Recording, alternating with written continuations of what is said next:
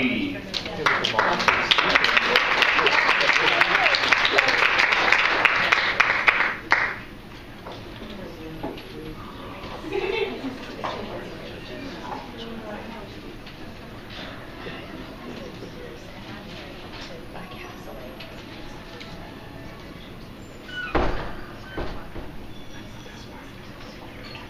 One of the bad things about having Asperger's syndrome is when you tell people with Asperger's syndrome a bunch of bullshit and lies, they end up believing it, along with being unaware of social cues. I was going to this spiritualist church, and the people there turned out to be a bunch of assholes. And I hate to admit this, but I like the spiritualist church that I went to in Florida a lot better, because the main reason I liked it there so much better is almost every week someone would bring in donuts to eat. And the bad thing about having donuts there is it would attract a lot of undercover police officers.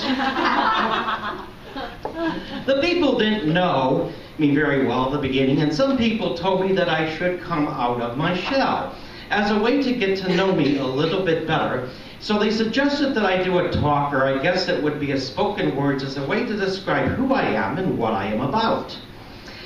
When I did my thing, it seemed to go over quite well, and a lot of people, and I got a lot of laughs. A lot of people told me that I liked my performance. One of the people who were there who seemed to like it was John. Things seemed to have gone over so good, I decided that I was going to do another spoken words a few weeks later on Easter Sunday, and I decided to pick Easter because I had an unpredictable schedule. I knew that I would be free that day. John told me that instead of doing a spoken words, he decided that me and him would do a co-talk about something. And when I went there to meet him, and I would go and meet him at a coffee shop or a restaurant to decide what we were going to talk about, and he was going to buy me my dinner. Now that sounds great. When I get there, he wanted to know what I was planning on talking about, and I said, I thought that you and me were going to do a co-talk about something. He then went on to tell me that some of what I talked about was funny, and although what I talked about was tame in comparison to some of the other things I talked about, and although I didn't get any complaints, some of what I talked about was a bit too extreme for some people to handle, and it caused some of the women's eyeballs to roll. John was concerned that considering that because I was planning on doing my thing on Easter Sunday, it might cause someone mental harm. Here we go again. Someone trying to shove this touchy-feely sensitivity shit down my throat again.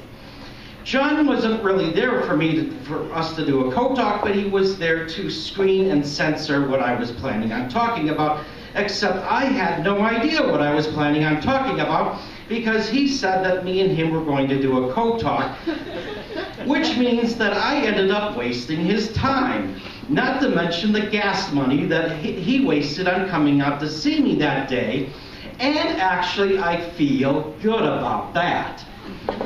John was concerned about what I was going to talk about because I made women's eyeballs roll during my previous performance, and it was going to be on Easter Sunday, and some people might end up showing up, and if they heard me doing my talk, it might make them look bad, although he told me that it would be unlikely that any new people would show up that day.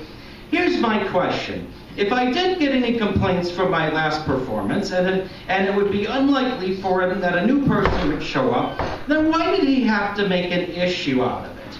Oh, I know why. He decided to make an issue out of it because he's a fucking asshole. While we were there at the restaurant, John also tried to lay a guilt trip on me because I didn't buy anything. And I didn't buy anything because I didn't have any money at that time. There was another time that I was trying to bring up a point about something that I was talking about at another time, and John rudely interrupted me, and he wouldn't let me finish what I was talking about, and he was nasty about it. Gee, what happened to all that sensitivity that he was so strongly believed in? And I have noticed that a lot of people who expect me to be all touchy-feely and sensitive to please them, to meet their needs, are the same people who won't be sensitive to meet my needs.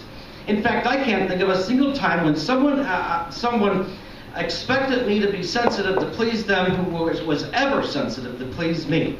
As far as John's promise to buy me dinner that day, he lied about it. That fucking self-righteous motherfucker, lying piece of shit, fucking asshole, fucking hypocrite. His mother should have had an abortion and pieces of his unborn fetus should have been scraped out of his mother's stinky, smelly twat. That fucking dingleberry. I will never put up with it. Next time someone tries to pull this shit on me again, I will never put up with it.